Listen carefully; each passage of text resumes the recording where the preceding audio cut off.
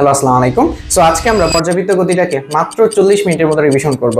So তোমার MCQ CQ করার জন্য যত প্রকার কনসেপ্ট ফর্মুলা দরকার হবে সবগুলা টাইপ ওয়াইজ আমরা এখানে আলোচনা করছি। সো শর্ট টাইমের মধ্যে রিভিশন করার জন্য this is the best lecture for you. So আমরা অলরেডি ফিজিক্সের প্রায় 6টা চ্যাপ্টারের এরকম 30 থেকে 40 মিনিটের মধ্যে কিভাবে তুমি রিভিশন করবা, প্লাস কনসেপ্টগুলো কিভাবে তুমি মনে রাখবা, থিওরিগুলো কিভাবে মনে রাখবা, এন্ড ফর্মুলাগুলো কিভাবে একটা ফর্মুলা থেকে একটা ফর্মুলা তুমি বের করতে পারো, সেই ব্যাপারগুলোকে দেখানো হয়েছে। সো ওই ক্লাসগুলো করে নিলে ওই চ্যাপ্টারটা স্বল্প সময়ের মধ্যে তুমি রিভিশন করতে পারবে, ঠিক আছে? সো আমাদের একটাই মোটো ছিল যে তোমরা অনেক দিন হয়ে গেলে দেখা গেছে একটা চ্যাপ্টারকে রিভিশন করার মতো ম্যাটেরিয়ালস খুঁজে পাও না, ঠিক আছে? সো আমাদের যে ওয়ান শট রিভিশন আছে এটার মেইন মানে হচ্ছে তোমার লক্ষ্য হচ্ছে তুমি যাতে শর্ট টাইমের মধ্যে পুরো চ্যাপ্টারের থিওরি এন্ড ফর্মুলাগুলোকে একবার দেখে নিতে পারো, ঠিক আছে? যেটা তোমার এমসিকিউতেও 100% হেল্প করবে, সিকিউতে 100% হেল্প করবে।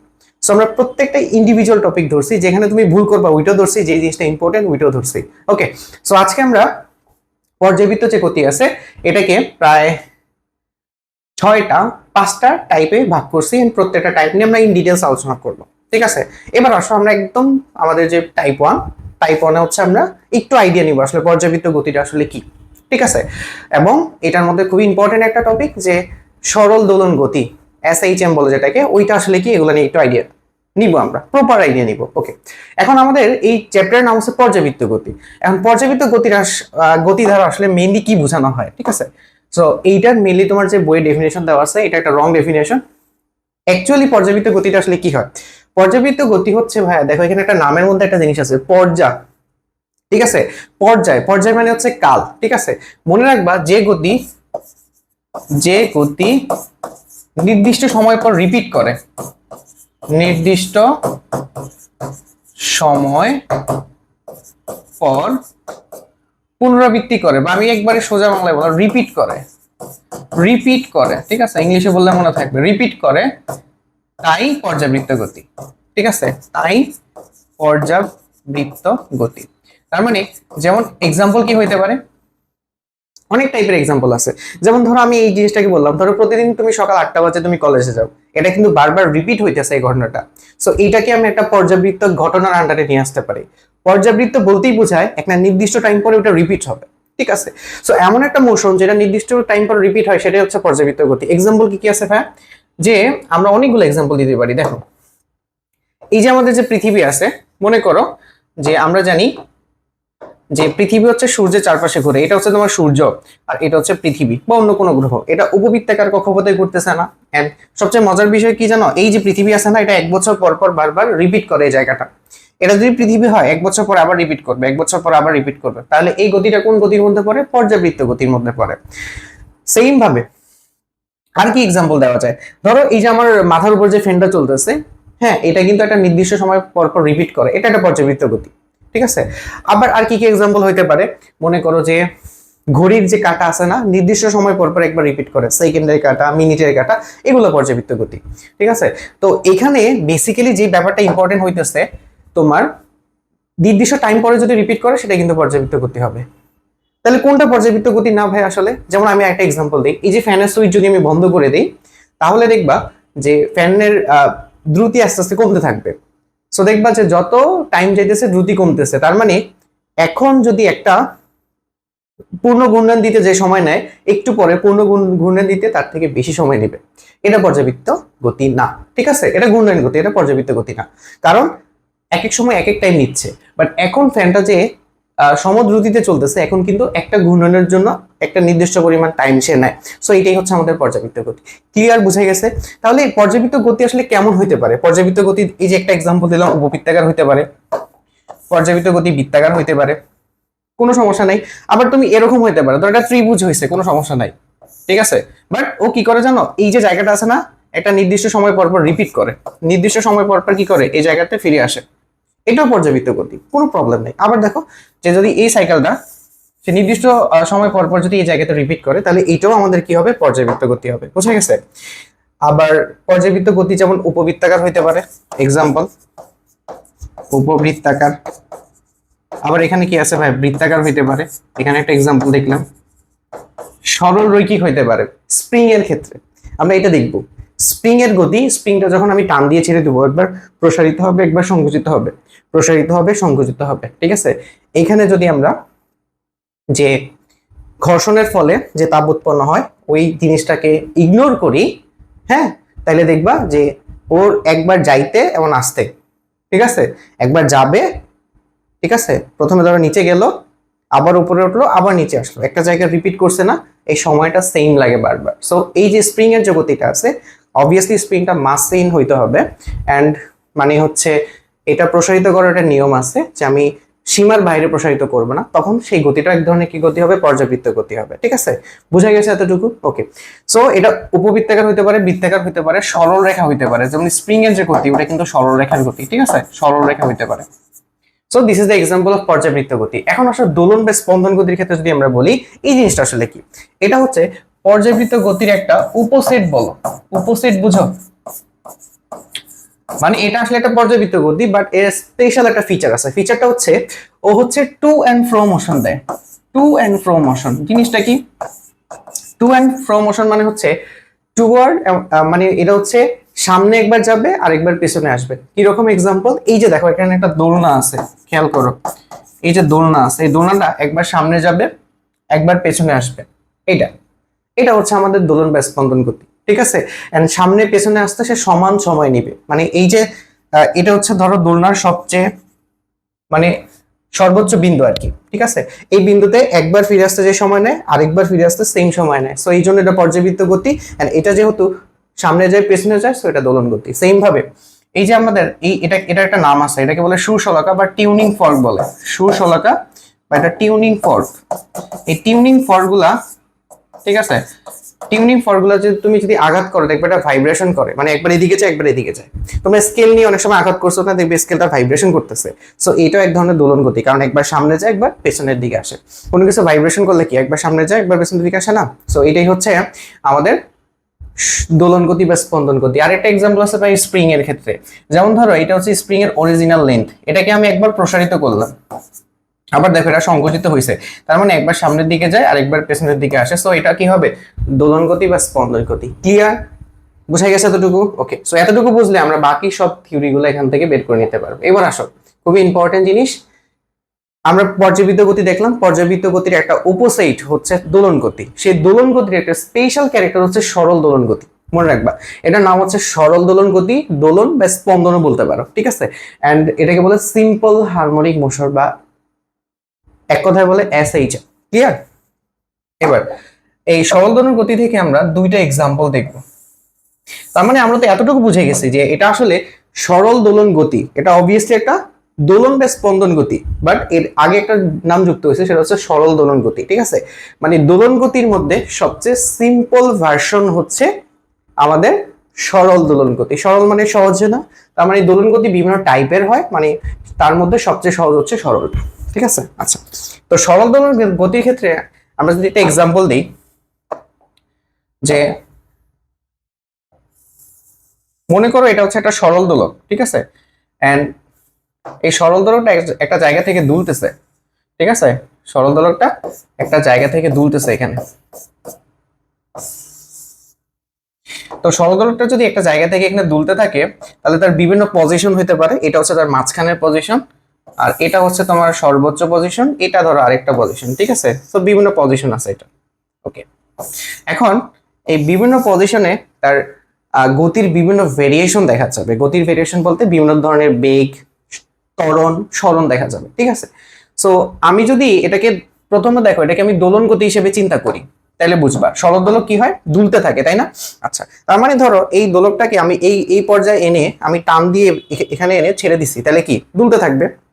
এন্ড অবভিয়াসলি এখানে আমি বাতাসের ঘর্ষণটাকে বাদ দিব, বাতাসের ঘর্ষণ বাদ দিলে এটা কিন্তু অনন্তকাল এইভাবে চলতে থাকবে, ঠিক আছে। ওকে, যখন আমি এখান থেকে এটাকে ছেড়ে দিচ্ছি, তখন এখানে একটা জিনিস হইতেছে, কি হইতেছে বলতো, যে ও সামনের দিকে একবার যাবে আবার পেছনের দিকে একবার ফিরে আসবে। তার মানে দেখো ও একবার সামনে যায়, একবার সামনে গেছে, এন্ড আরেকবার ও ওর জায়গাতে ব্যাক করবে, ব্যাক করে আবার সামনে যাওয়ার জন্য রেডি হবে।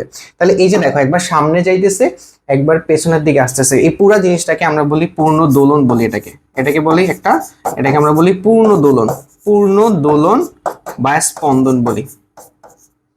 ঠিক আছে, মনে থাকবে তো এতটুকু।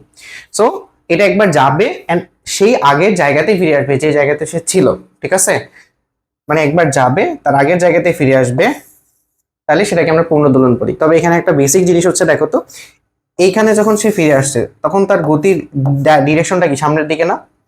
তাহলে মানে আমি পূর্ণ দোলন তখনই বলতে পারবো যখন ওই পয়েন্টে ফিরে আসবে এবং তার গতির যত বৈশিষ্ট্য সবগুলো সেম থাকবে। এক্সাম্পল কি হইতে পারে, মনে করো যে ও এই জায়গা থেকে রিপিট করছে, এই জায়গা থেকে আমি যদি ধরি তাহলে দেখো একবার এখানে গেছে আর একবার ফিরে আসছে, তুমি কি এটাকে পূর্ণ দোলন বলতে পারবা? না। কেন বলা যাবে না? দেখো ও যখন একবার এখানে গেছে আবার যখন ফিরে আসছে, দেখো তো ও যখন এখানে শুরুতে ছিল তার ডিরেকশন ছিল কোথায়? গতির এদিকে। আবার যখন এখানে আসছে তখন তার গতির ডিরেকশন কিন্তু এদিকে, তার মানে এটা পূর্ণ দোলন না। ওকে কি করতে হবে জানো? ওকে হচ্ছে সিম্পলি একবার যায়া আবার এখানে ফিরে আসতে হবে, যখন এখানে আসবে তখন দেখো দুইটার গতি ডিরেকশন সেম, এটাকে আমরা পূর্ণ দোলন বলবো। তার মানে দেখো যাবে, এখানে ব্যাক করবে, আবার এখানে আসবে। সো দিস ইজ দ্য পূর্ণ দোলন। আই থিঙ্ক এই জিনিসটা তোমরা বুঝতে পারছো, বুঝা গেছে? ওকে, পূর্ণ দোলন যদি বোঝা যাও তাহলে মোটামুটি এটা সহজ হয়ে যাবে। এবার দেখো এখানে কিছু টার্ম আছে, যেমন ধরো তুমি যখন এটাকে প্রসারিত করছো এইদিকে, তার মানে এটা হচ্ছে তার সাম্যাবস্থা। একবার খেয়াল করবে, এটা হচ্ছে কি সাম্যাবস্থা। এই সাম্যাবস্থা কেন? কারণ এটা যদি থেমে যায় ওই জায়গায় যায় স্টেবল বা স্থিতিশীল হবে। এই সাম্যাবস্থা থেকে আমরা হচ্ছে সবসময় সরণ নির্ণয় করি, সাম্যাবস্থা থেকে সরণ। দেখো তো আমি যখন ওকে এদিকে নিয়ে আসলাম তখন তার এখানে সরণ কতটুকু? এক্স পরিমাণ সরণ হয়েছে না? আমি ধরলাম এক্স পরিমাণ সরণ হয়েছে, হ্যাঁ ওকে। তো এক্স পরিমাণ যদি সরণ হয়, দেখো তুমি যখন ওকে টান দিয়ে এদিকে নিয়ে আসছো তার মানে তোমার অ্যাপ্লাইড ফোর্সটা কোন দিকে? দেখো তো অ্যাপ্লাইড ফোর্সটা হচ্ছে তোমার এইদিকে এবং সরণটা কিন্তু তার দিকে হয়েছে, বুঝা গেছে? ওকে, তুমি যেদিকে বল দিচ্ছ ওই দিকে সরণ হবে, দিস ইজ ন্যাচারাল। কিন্তু এইটার এটা এইটা কি করতে চাইতেছে? এই সরল দোলকটা কোন দিকে টানতেছে? তুমি যখন ওকে টান দিয়ে এদিকে নিয়ে আসলা, মনে হচ্ছে না যে সরল দোলকটা তাকে ওই যে সাম্যাবস্থার দিকে ঠেলে নিয়ে যেতে চাচ্ছে? বোঝা গেছে? তার মানে তুমি সরণ এদিকে দিছো, বাট এইখানে এই যে এটার যে ফোর্স আছে, এইটা কার ফোর্স? এটা হচ্ছে সরল দোলকের ফোর্স। কার ফোর্স? সরল দোলকের ফোর্স, সরল দোলকের ফোর্স। ঠিক আছে, এটা কার ফোর্স? এটা হচ্ছে সরল দোলকের, সরল দোলকের। এই সরল দোলকের ফোর্সটা কোন দিকে ট্রাই করতেছে ওকে নিতে? বলো। তুমি যেই দিকে সরণ ঘটাবা তার উল্টা দিকে এটা কাজ করে। এখানে অনেকে মিসইউজ করো যে অ্যাপ্লাইড ফোর্স যেদিকে তোমার সরণ ওই দিকে, কোনো সমস্যা নাই, বাট তুমি যেদিকে সরণ ঘটাইছো তার উল্টা দিকে সরল দোলকটা যাইতে চায়। তার মানে সরল দোলকের যে রিস্টোরিং যে ফোর্স আছে এটাকে আমরা বলি রিস্টোরিং ফোর্স। এটাকে আমরা কি বলি ভাই? Restoring force. এই রিস্টোরিং ফোর্সটা কোন দিকে নেওয়ার ট্রাই করতেছে? একবারে সাম্যাবস্থা বা ইকুইলিব্রিয়াম পজিশনে নেওয়ার ট্রাই করতেছে। ঠিক আছে, তার মানে এই যে তোমার যে রিস্টোরিং যে ফোর্সটা থাকবে, এই ফোর্সটা দেখো তো অলওয়েজ অপোজিট অফ এক্স, মানে এক্স এর অপোজিটে কাজ করে। আরেকটা জিনিস খেয়াল করো, তুমি ওকে যত দূরে নিয়ে যাবা তত বেশি রিস্টোরিং ফোর্স জমা হবে, মানে সরণ যত বেশি হবে। এইটাকে যদি তুমি এখানে নিয়ে যাও তাহলে দেখবে এটার মধ্যে এনার্জি, মানে এটার মধ্যে বল বেশি যাবে, মানে এটার মধ্যে বল তখন বেশি কাজ করবে। ঠিক আছে, তার মানে যত দূরে নিয়ে যাবা তত বেশি বল। কাছে নিলে দেখবা যে তুমি দোলনার কথা চিন্তা করো, দোলনাটা কাছের থেকে দুলাও, হালকা দুলবে। যখন তুমি বেশি দূরে নিয়ে যাবা, উপরে উঠে নিবা, তখন দেখবা দোলনার মধ্যে যে রিস্টোরিং যে ফোর্স আছে সেটা অনেক বেশি হচ্ছে। সো রিস্টোরিং ফোর্সটা হচ্ছে তোমার সরণের সমানুপাতিক, বাট অলওয়েজ সরণের বিপরীতে কাজ করে। ঠিক আছে, সো এখান থেকে আমরা পাই F equal to minus K X. এই যে কন্ডিশনটা আছে এই কন্ডিশনটাই হচ্ছে তোমার সরল দোলনের কন্ডিশন। বোঝা গেছে? এটা কার কন্ডিশন? সরল দোলন বা সরল স্পন্দনের কন্ডিশন, যেটাকে আমরা বলি SHM। ক্লিয়ার? এখন এখানে ছোট্ট একটু কথা আছে, আমি তোমাকে বোঝানোর স্বার্থে এটা কিন্তু অনেক বড় করে রাখছি, বাট সরল দোলকের ক্ষেত্রে মনে রাখবা এই যে এখানে যে অ্যাঙ্গেলটা আছে না ভাইয়া, এই অ্যাঙ্গেলটা মনে রাখবা যে 4 থেকে 5 ডিগ্রির মধ্যে রাখা হয়, 4 বা 5 ডিগ্রি। হ্যাঁ, এখন কথা হচ্ছে এর মধ্যে কি রাখতে হবে না। যদি তুমি এটা মোটামুটি 10-15 ডিগ্রি পর্যন্ত নেওয়া যায় তবে সেখানে মোটামুটি তোমার 1%-এর মতো ইরর আসে। ঠিক আছে, পর্যায়কাল নির্ণয় করার ক্ষেত্রে 1%-এর মতো ইরর আসে পর্যায়কাল নির্ণয় করার ক্ষেত্রে।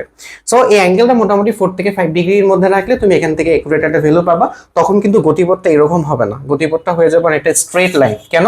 কারণ দেখো এখানে 4 ডিগ্রি আইকা দেখো, এই গতিপথটা স্ট্রেট লাইনের কাছাকাছি হয়ে যাচ্ছে। যদি একটু বাঁকা পাবা, স্ট্রেট লাইনের কাছাকাছি পেয়ে যাবা। বুঝা গেছে? তো এই সরল দোলকের ক্ষেত্রে বা এই যে অ্যাঙ্গেল যখন এত হবে তখন এই কন্ডিশনটা আসলে মিট আপ করে। ঠিক আছে, ক্লিয়ার? বুঝা গেছে? ওকে, তো এই জিনিসটা যদি তুমি বুঝে যাও আর অ্যাঙ্গেল যদি আমি বেশি দেই এখানে তাহলে কি হবে, ধরো আমি 50-60 ডিগ্রি দিয়ে দিলাম, তখন দেখা গেছে হ্যাঁ স্বরণের সাথে এফ এর সম্পর্কটা ওই রকমই, যে স্বরণ যেদিকে কাজ করবে এফ তার হচ্ছে উল্টা দিকে কাজ করবে। এই এফটা মানে কি, এটাকে আমরা রিস্টোরিং ফোর্স বলতে পারি, এফ আর বলতে পারো, রিস্টোরিং ফোর্স। তবে ইকুয়েশনটা একটু কমপ্লেক্স হয়ে যাবে, তখন দেখা গেছে ইকুয়েশন পাওয়া যাবে F equal to minus K x to the power N, ঠিক আছে, এরকম একটা কমপ্লেক্স জিনিস পাওয়া যাবে। বাট সরল দোলক যেখানে অ্যাঙ্গেল হচ্ছে 4 থেকে 5 ডিগ্রি, সেখানে তুমি F equal to minus K x পাবা। বুঝা গেছে এতটুকু? ক্লিয়ার? ওকে, এটা যদি বুঝে যাও তাহলে আমার এখানে কিছু নাই। যেমন ধরো এখানে আমাদের দুইটা জিনিস, নতুন একটা জিনিস আসছে F equal to minus K x, তাই না? এটার একটা নাম আছে ভাই, এটা হচ্ছে, এটাকে বলে বল ধ্রুবক, মনে রাখবা, বল ধ্রুবক। বা স্প্রিং এর জন্য বলে স্প্রিং এর বল ধ্রুবক, ঠিক আছে, বল ধ্রুবক বলে। এটার এককটা কি হয়, এটা একক হচ্ছে দেখো এফ বাই এক্স যদি আমি লিখি তাহলে দেখো এটার একক আসে হচ্ছে যে newton per metre. Clear? So এতটুকু জানলেই মোটামুটি আমাদের হয়ে গেছে। ওকে, এবার আসো, আর এক্স মানে হচ্ছে সরণ আর এফ মানে হচ্ছে বল। আরেকটা জিনিস আছে সরল দোলন গতির একটা এক্সাম্পল হচ্ছে ভাই স্প্রিং। আমরা জাস্ট স্প্রিং এর একটা এক্সাম্পল দিই, সো আই গেস এটা তো আমাদের জন্য ইজি হবে, বেশিক্ষণ লাগবে না, জাস্ট একটা এক্সাম্পল দেওয়া হবে আর কি। স্প্রিংটা চিন্তা করো, এটা হচ্ছে স্প্রিং এর সাম্য অবস্থা, ঠিক আছে, আচ্ছা স্প্রিং এর মাঝখানে আমি একটা বস্তু ঝুলাই দিলাম। ওকে, স্প্রিংটাকে ধরো আমি প্রসারিত করছি, এটাকে আমি প্রসারিত করলাম, আর এটা হচ্ছে তার সংকুচিত অবস্থা, ঠিক আছে। দেখো এটা হচ্ছে তার ইকুইলিব্রিয়াম পজিশন, এই যে এটা স্প্রিং এর ধরো ইকুইলিব্রিয়াম পজিশন, ঠিক আছে, এটা, ঠিক আছে। তাহলে দেখো এখানে আমাদের কি, এটাকে আমি বলতে পারি ভাই, এটাকে আমি বলতে পারি যে প্রসারিত, প্রসারিত, আর এটাকে আমি বলতে পারি সংকুচিত। তাহলে দেখো স্প্রিংটা একবার প্রসারিত হইতেছে, একবার সংকুচিত হইতেছে। সো এইটা কোন ধরনের গতি হবে ভাই?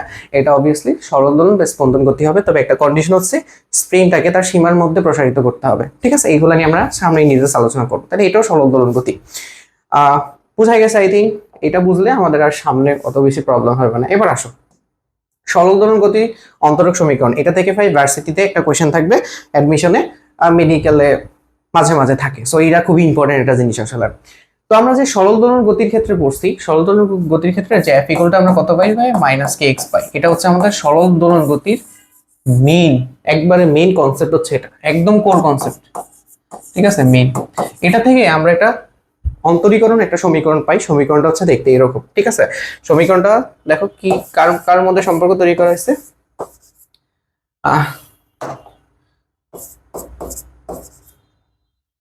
ঠিক আছে, plus omega square x equal to 0, বুঝা গেছে।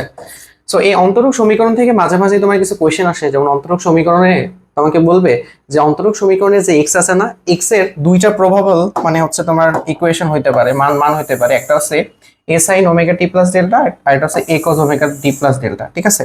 তার মানে তুমি যদি এক্স এর ভ্যালুটা এখানে বসাও তাহলে এই সমীকরণকে সিদ্ধ করবে। সো এটা মাঝে মাঝে প্রুফ করতে বলে। সো এটা আমরা একটু প্রুফ করবো আলটিমেটলি, ঠিক আছে। এটা আমাদের পরীক্ষার গ নাম্বারের জন্য ইম্পর্টেন্ট, বুঝা গেছে। সো তার আগে আমি তোমাদের সিম্পল কিছু কথাবার্তা বলে নিই আসলে। এই যে এখানে তোমাদের কোশ্চেন আসতে পারে বা এই জিনিসগুলো আসলে কি, আমি একটা এক্সাম্পল দিই, সামনে এগুলো নিয়ে ডিটেইলস আলোচনা করব। টি মানে হচ্ছে টাইম, এটা তো বুঝে গেছো। আচ্ছা এখানে দেখো এক্স একটা জিনিস আছে, এক্স মানে বুঝাইতেছে যে স্মরণ আসলে কতটুকু, তার মানে সাম্যাবস্থা থেকে তার স্মরণ কতটুকু, মানে সাম্যাবস্থা কোনটা ভাই? এই যে এটা সাম্যাবস্থা থেকে তার স্মরণ কতটুকু, সেটা হচ্ছে এক্স। এবার আসো এ আসলে কি, এ মানে হচ্ছে সাম্যাবস্থা থেকে সর্বোচ্চ স্মরণ, যেটাকে আমি বিস্তার বলি, ঠিক আছে। সাম্যাবস্থা থেকে সর্বোচ্চ স্মরণ যেটাকে আমরা কি বলি? এ মানে হচ্ছে বিস্তার। নাম আশা করি তোমরা এগুলো শুনছো, বিস্তার বা ইংলিশে বলে অ্যামপ্লিটিউড, ঠিক আছে। সো সর্বোচ্চ স্মরণ সেটা হচ্ছে বিস্তার। আর sine omega t plus E, এখানে আমি পুরো অ্যাঙ্গেলটা বসাবো, ঠিক আছে, অ্যাঙ্গেল। সো এইটা দেখা গেছে যে সাইনের সর্বোচ্চ ভ্যালু হয়েছে 1, তো আলটিমেটলি এক্স এর মান সর্বোচ্চ এ হইতে পারে। এটা তো স্বাভাবিক, কারণ এটা তো সর্বোচ্চ বিস্তার। আর এখানে দেখো এইটা মেইনলি কি বোঝায়, এই যে পুরো অ্যাঙ্গেলটা, এটা ভাই দশা বোঝায়। দশা মানে কি, যে সাম্যাবস্থা থেকে তার হচ্ছে কত অ্যাঙ্গেল সে আসলে আলটিমেটলি ক্রিয়েট করছে। হ্যাঁ, আমরা এসএইচএম এর সাথে হচ্ছে সার্কুলার মোশনের কম্পেয়ার করি জিনিসটা আমরা পাই, সেটা আমরা আমাদের মানে একবারে বেসিক ক্লাসে আলোচনা করব, এত কিছু দরকার নাই। আর এই যে ডেল্টা, এটা ভাই আদি দশা মানে সে কত দশা নিয়ে সে যাত্রা শুরু করছে, ঠিক আছে। সো এই কয়েকটা জিনিস জানলেই হবে, আলটিমেটলি কিছু লাগে না। এবার দেখো এখান থেকে আলটিমেটলি আমরা প্রথমে কাজ হচ্ছে ভাই আমরা বেগ বের করব, ঠিক আছে। আচ্ছা বেগ কেমনে বের করে দেখো, আমি জাস্ট সিম্পলি একটু আলোচনা করি।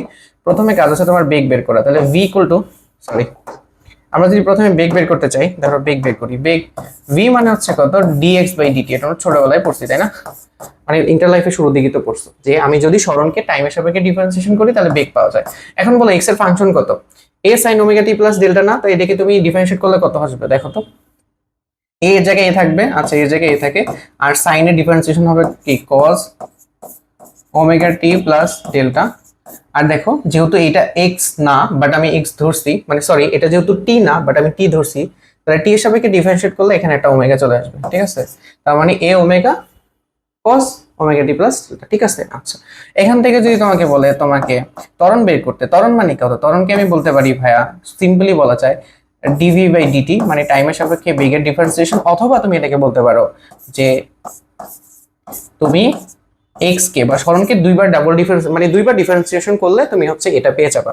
সো দেখো এখানে আমরা বেগ, এই যে বেগটাকে আরেকবার ডিফারেন্সিয়েশন করলে কি পাবো, প্রথমে দেখো cos এর ডিফারেন্সিয়েশন হচ্ছে sin, ঠিক আছে, sin ওমেগা টি প্লাস ডেল্টা, কিন্তু তার আগে কিন্তু একটা মাইনাস আসে তাই না, ওকে। আর এটা যেহেতু t না, এটাকে আরেকবার ডিফারেন্সিয়েশন করলে ওমেগা চলে আসবে, তাহলে এখানে তো আগে একটা ওমেগা ছিল, তাহলে omega square a, omega square a হয়ে যাবে, বুঝা গেছে। সো এটাকে জিনিস দেখো কি লেখা যায়, এই টার্মটা কত হবে মাইনাস ওমেগা স্কয়ার, দেখো তো a sin omega T plus delta কি x এর ভ্যালু না, x, ক্লিয়ার, বুঝা গেছে, একদম ক্লিয়ার, ওকে। সো তার মানে তোমাকে যদি x মানে x মানে কি সরণ, সরণের ইকুয়েশন দেওয়া থাকে ওখান থেকে বেগ আর ত্বরণ বের করতে পারবা, দুইটা কিন্তু লাগবে, অবভিয়াসলি লাগবে, মাথায় রাখবা, সরণ থেকে আমি বেগ আর ত্বরণটা আমি বের করতে পারি, বুঝা গেছে এতটুকু, ক্লিয়ার, ওকে। এবার দেখো এই ইকুয়েশনটা কি সলভ হয়েছে কিনা আমরা জাস্ট একটু খেয়াল করি। ইকুয়েশন দেখো সলভ হয়ে গেছে, এটার যে ভ্যালু আছে দেখো তো কত, এটার ভ্যালু এই যে এটার যে ভ্যালু আসছে কিন্তু মাইনাস ওমেগা স্কয়ার x, তাহলে মাইনাস ওমেগা স্কয়ার x আর প্লাস ওমেগা স্কয়ার x, এই পুরো ভ্যালুটা আসলে কত হয়, 0 আসে না।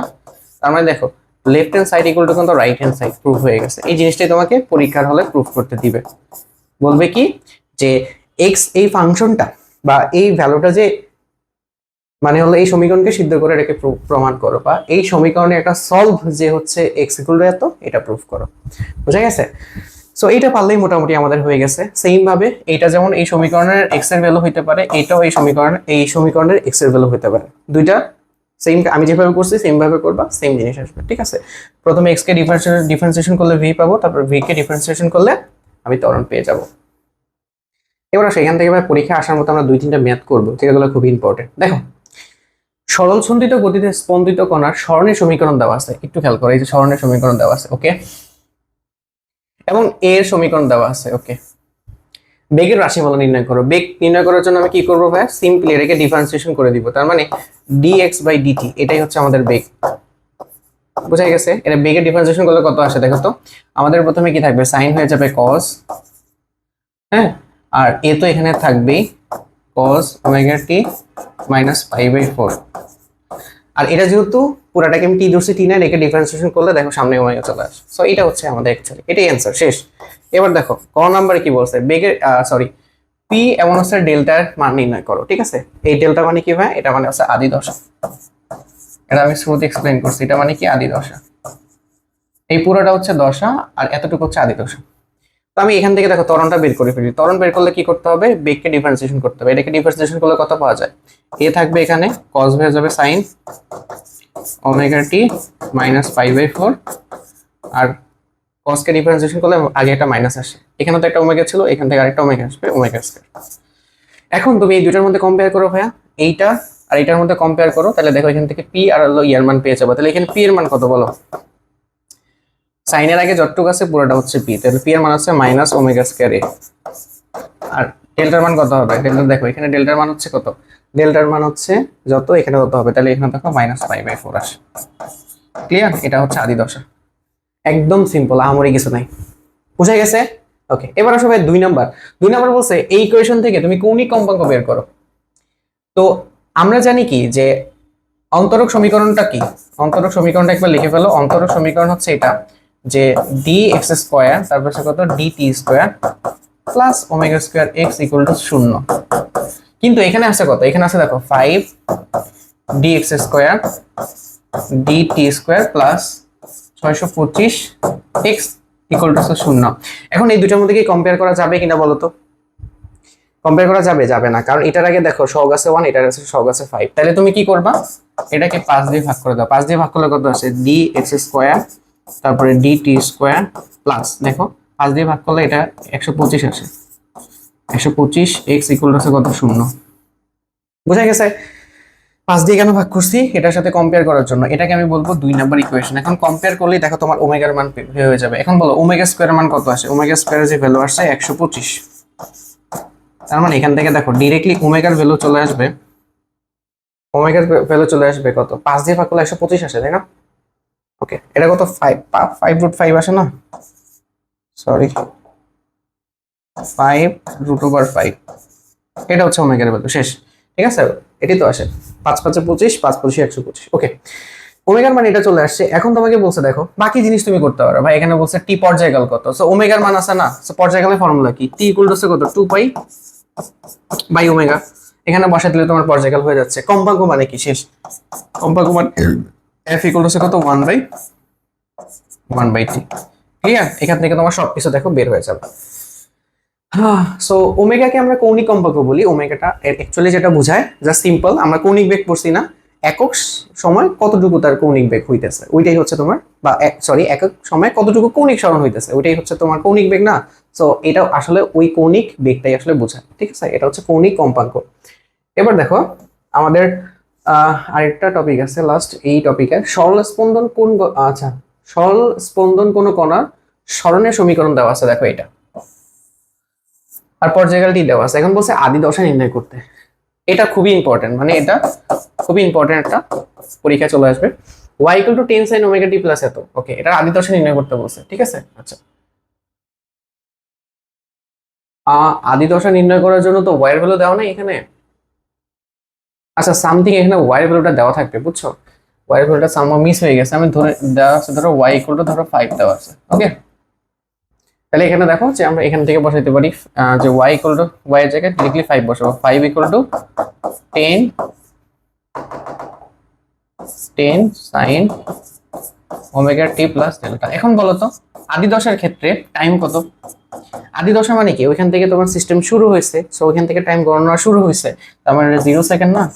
ওকে, তাহলে দেখো তো আলটিমেটলি 5 / 10 ইকুয়াল টু কত, sin, এটা দেখো তো 0 বসালে পুরোটা 0 আসে না, তাহলে এটা তো দেখো তো ডেল্টা ইকুয়াল টু কত লেখা যায়, sin ইনভার্স 5/10। ঠিক আছে, সো আলটিমেটলি দেখো এখান থেকে তোমার ভ্যালুটা চলে আসবে। আলটিমেটলি sin ইনভার্স কত আসে, এবং এখানে কত আসবে, 1/2 মানে 30 ডিগ্রি। ক্লিয়ার? বুঝে গেছে এতটুকু? ওকে, এবার দেখো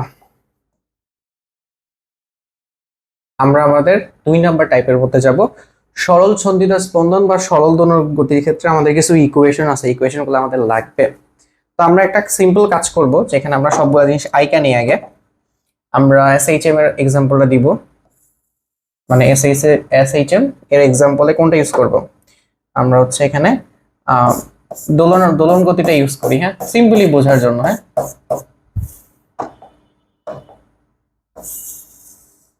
তিনটা স্টেজ চিন্তা করবে, এখানে একদম ক্লিয়ার হয়ে যাবে।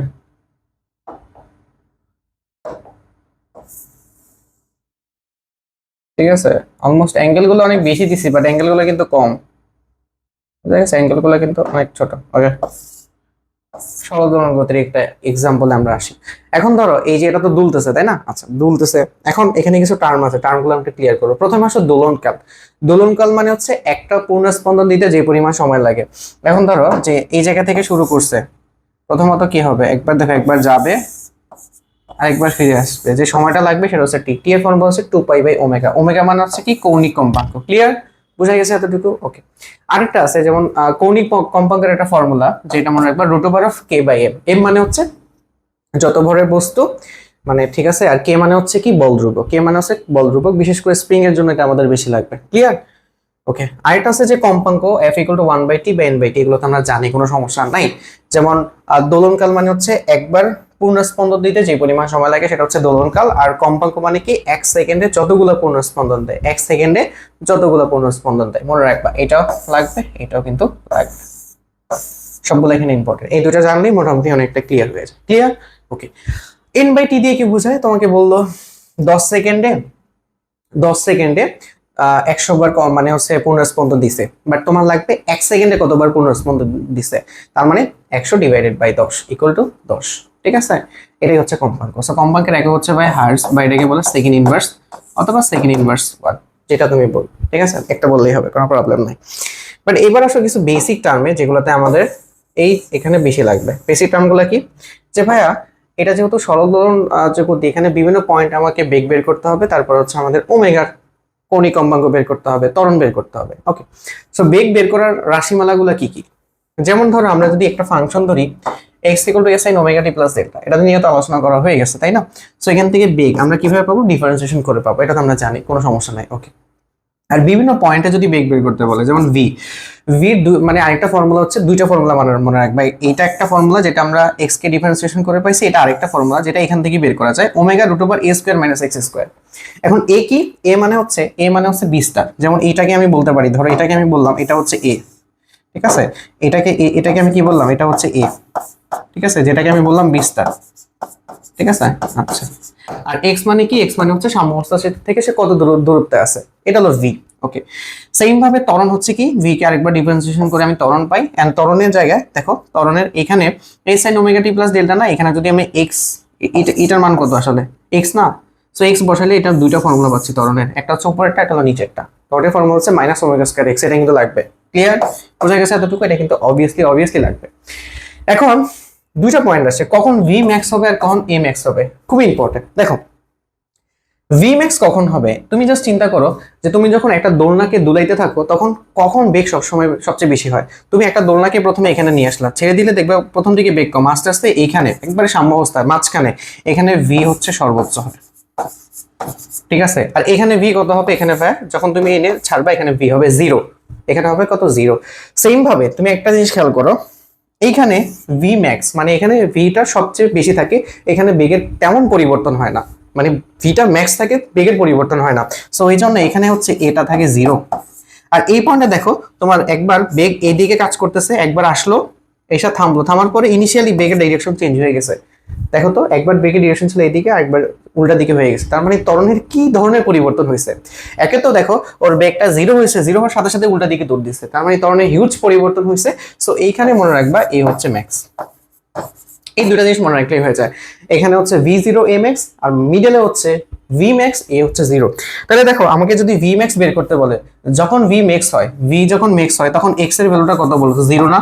v max এর ক্ষেত্রে সে হলো সাম্যাবস্থায় থাকে, তাহলে x এর মান যদি আমি 0 বসাই, তাহলে দেখো এই টার্মটা হয়ে যায় ওমেগা a। মনে থাকবে এটা, v max = omega a, v max = কি? Omega a। এইবার দেখো a max কত হবে? a যখন max হয়, তখন x এর ভ্যালু হচ্ছে a। ঠিক আছে, তাহলে আমি যদি এখানে ধরো a বসাই, তাহলে মাইনাস ওমেগা স্কয়ার a হবে। ঠিক আছে, মাইনাস ওমেগা স্কয়ার a। বা তুমি যদি ভ্যালু বের করতে চাও, তাহলে শুধু ওমেগা স্কয়ার a। ক্লিয়ার? বোঝা গেছে এতটুকু?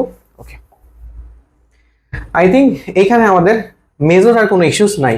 আমরা এবার এখান থেকে একটু প্র্যাকটিস করে নিই। এবার দেখো, সরল দোলন গতিতে স্পন্দিত কণার বিস্তার দেওয়া আছে, এন্ড এখানে দেখো পর্যায়কাল দেওয়া আছে, সর্বোচ্চ দ্রুতি এবং ত্বরণ নির্ণয় করবো। ভাই খুব সিম্পল, আমরা প্রথমে কি করব? v max বের করবো। v max এর ফর্মুলা হচ্ছে কি?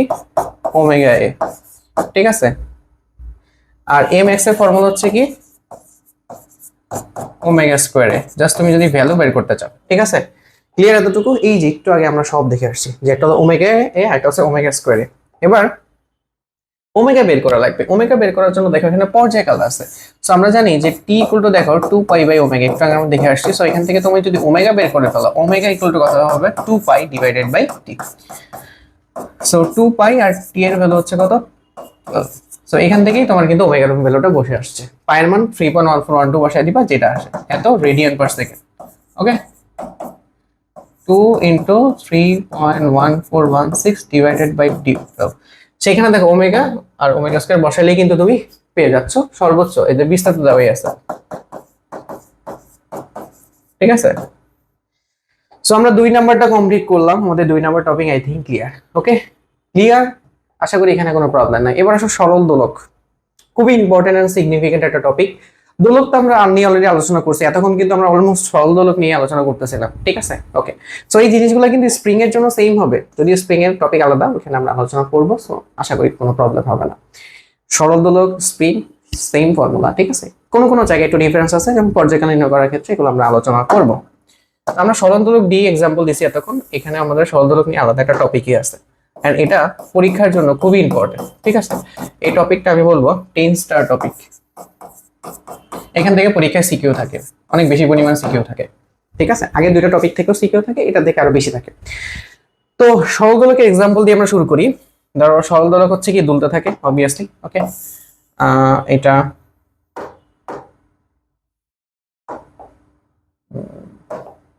এটা কয়েকটা পজিশন আমরা খেয়াল করব। আমরা ইয়ার সুবিধাতে বড় বড় করে আঁকতেছি, ঠিক আছে, বাট অ্যাঙ্গেল গুলো কিন্তু খুব ছোট হবে, আমি বারবার বলতেছি অ্যাঙ্গেল গুলো অনেক ছোট হবে। তো এইটা হলো সরল দোলক। সরল দোলকের গতির ক্ষেত্রে আমাদের মনে কিছু বেশি জিনিস মনে রাখতে হয়। এখানে যে বস্তুটা ইউজ করি না আমরা, এটাকে বলে বব। এই ববের হচ্ছে ভর থাকে, বাট আয়তনটা একবারে নেগলিজেবল, মানে খুবই ক্ষুদ্র হয়, আয়তনটা খুবই ক্ষুদ্র হয়।